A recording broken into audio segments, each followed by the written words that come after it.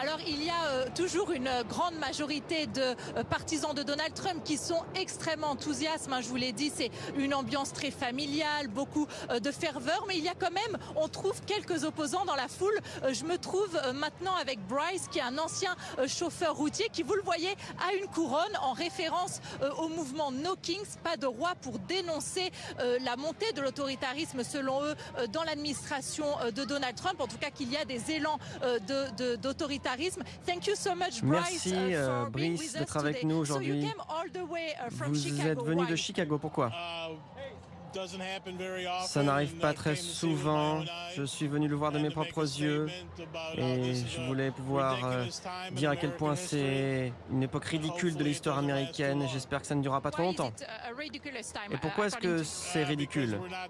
Parce que on ne doit pas être le pays d'un seul côté. Il y a l'état de droit, mais l'état des droits s'effrite.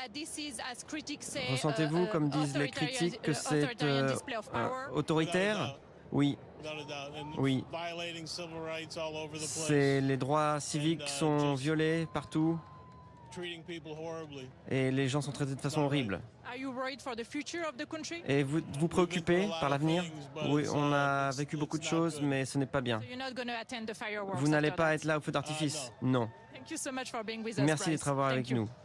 Voilà, donc il y a certains opposants qui sont ici dans la foule, certains aussi qui critiquent les sommes énormes que coûte ce défilé, alors que l'administration Trump ne cesse de dire qu'il faut faire des coupes dans les dépenses. Selon l'armée, ce défilé va coûter entre 30 et 45 millions de dollars.